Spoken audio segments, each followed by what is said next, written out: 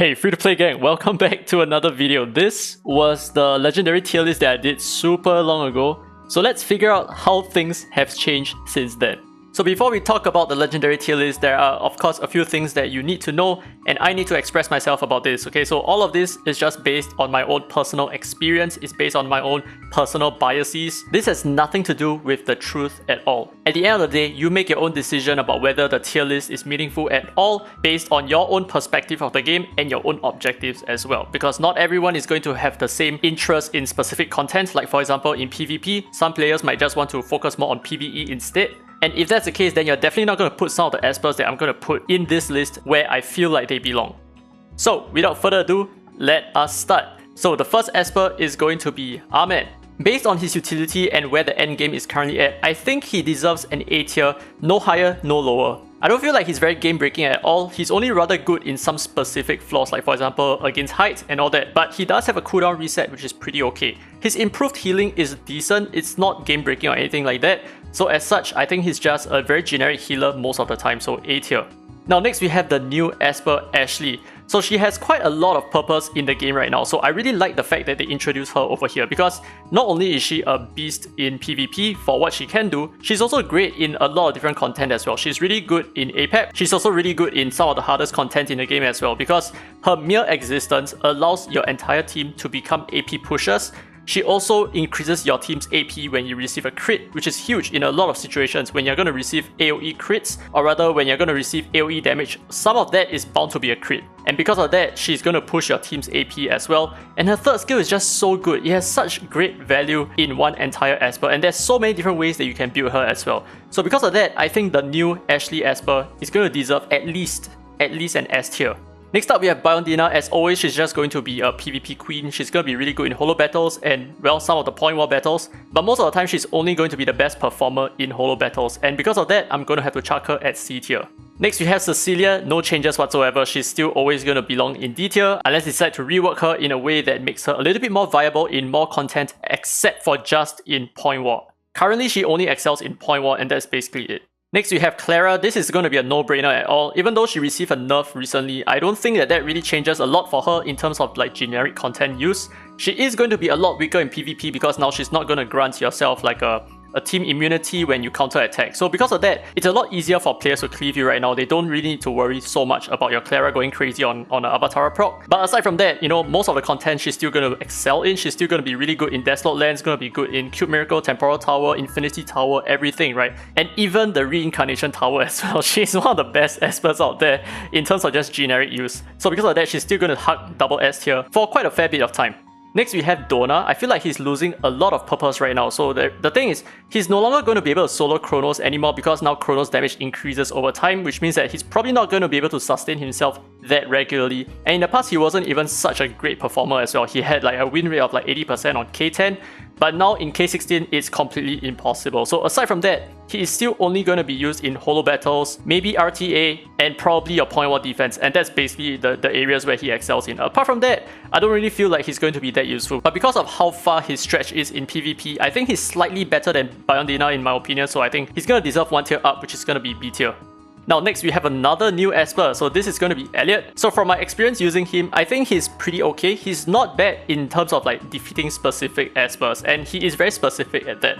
Now the thing is, Pritzker can generally do the same thing in some situations, but the thing is Pritzker cannot cooldown reset bosses, but Elliot can. So that's the big difference over there. So Elliot is going to be really good against all the Temporal Tower bosses. Basically any kind of boss flaw, he's going to be able to reset the boss entirely as long as you have the accuracy to do so. But that's generally how most players are going to build him, right? So just very tanky, very speedy, with a lot of accuracy, and he's going to perform really well. And from what I understand, he's also pretty good in RTA, in counter-picking AoE heavy teams, because when the enemy throws a lot of AoE attacks, he's going to get his cooldown reset much faster. So because of that, he's quite a scary esper to deal with when your enemies are using a lot of AoE attacks. But in terms of point war and holo battle, unfortunately he's not going to be so good on defense because other players can just choose not to attack him, which would then make him comparatively weaker. So because of that, I think he's still really good, but he's only going to be an A tier for me.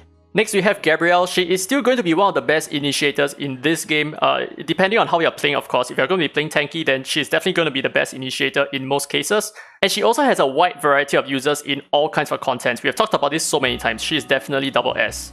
Now next we have Gaius. He is the king of AoE DPS. He completely outshined Narmer in every single way. His only setback is possibly his typing. If he's a Shimmer type, then he's going to be extremely godlike. But because he is a flow type, he is not going to be good against other wind types, which means that he is actually not as viable in point war as most people think that he is. So if you're up against a Hyde, or you're up against a Tricky, or even a Gabrielle, good luck trying to do damage to them. It's generally going to be very difficult. But nonetheless, he's still going to be excellent in every other content, and so he deserves double S. Now next we have Hyde, and as always, he is going to be the king in PvP, but given his decent versatility in the game, I do feel like he is still quite strong, and he makes some content very easy as well, like for example, like mid-game APEP for example, right? He's also okay in Fafnir if you really want a safe team, but apart from that, I think he mostly shines in PvP and as a Temporal Tower boss. So because of that, I'm going to put him at A tier. It's quite simple to counter him nowadays. There is a lot of options out there. Now next we have Jiuli. He is a beast and he is broken. And the reason why I say he's broken is because you need specific mechanics just to defeat him. And it is Espers like this who has specific mechanics, like for example Ashley or for example Hyde. These Espers are tremendously powerful because if an enemy wants to attack you, they will need to build their entire team around that concept. And similarly, if you're using Jiuli in an offense, or for example in maybe Temporal Tower or Q Miracle, what have you, right? If you're going to be controlling him, he is going to be super powerful because the enemies are not going to be smart enough to take him out ASAP, or to figure out how they can defeat your Jiuli as soon as possible. So because of that, he is definitely going to go into at least S tier in my opinion. And let's not forget that he's a monster in RTA as well. Almost a free win in my opinion. Now next we have Yuyao. She is seeing lesser use thus far. There's not a lot of places where I would use my Yuyao anymore, so I only use her in Shadow Gale, and that's basically it. I don't even use her in Cube Miracles, I don't even use her in Temporal Tower that much. I do use her in some Infinity Tower flaws, but apart from that, she's lacking a lot of use. So because of that, I'm going to chuck her at C tier. She's not exactly completely useless or like extremely niche or something like that. She is still quite purposeful. Now next we have Louis, who is built probably just to counter Hyde. Apart from that, he don't really have a lot of purpose because he single target hits, and unlike Taylor, after using his single target hits, that's about it. He's just gonna stay there and he's just gonna get killed, and there's nothing else that you can do afterwards. So because of that, in terms of his generic content use and his purpose, I don't feel like he's going to be as good as some of the AoE Espers in the game. Not even against some of the Espers like Drew, for example. I don't think he necessarily shines better than some of these Espers in most cases. So because of that, I'm going to put him at B tier.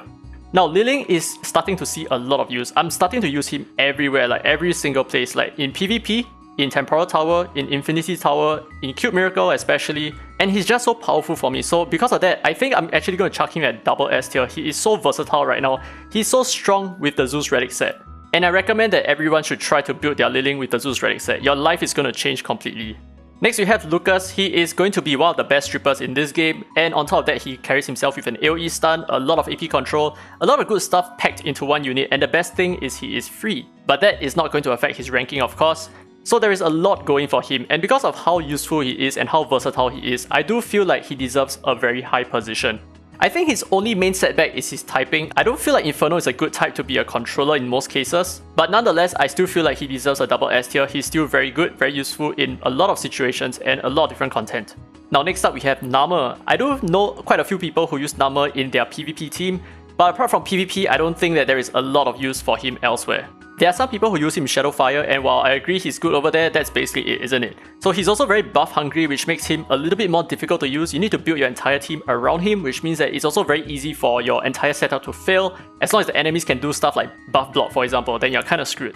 And there is a lot of buff blockers right now, right? Look at this guy, Gaius over here. And on top of that, his damage output is actually not even that good. Like his damage output, while solid for a single unit, requires so much in exchange when you could have just brought more DPS Espers, right? So because of that, I don't feel like he's that great anymore. Now there are much better Espers, so because of that, I'm gonna actually chuck him at B tier. I don't think he shines that well anymore.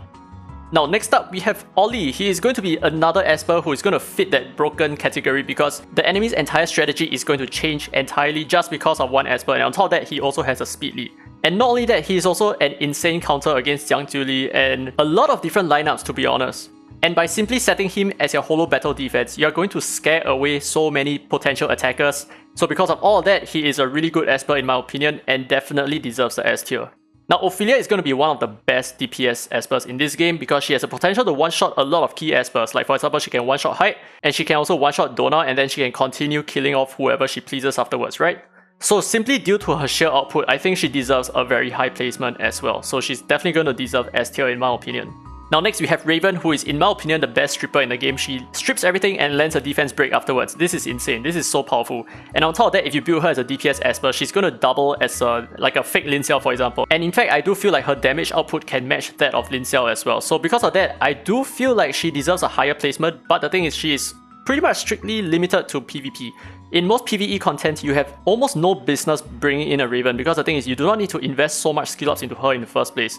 But the thing is, if you're going to invest so much skill ups into her just to bring her into PvE, the truth is there's probably a lot more Espers out there who are cheaper to build and can bring a lot more to the table. So because of that, I think I'm going to have to put her in between B and A tier. So I think I would put her at B tier just because she is a little bit more niche in point war.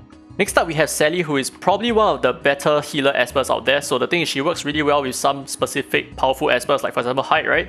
But the thing is, she works the best if your allies are super fast, which makes her a really good option to pick in terms of like speed running certain dungeons and all that. Not that is that possible anymore right now, but that's basically where she shines, right? As soon as your allies take a turn, they're going to get themselves healed, and they will also dispel debuffs, which means that your Espers can actually break out of stuns and all that. So she's really good for Chronos.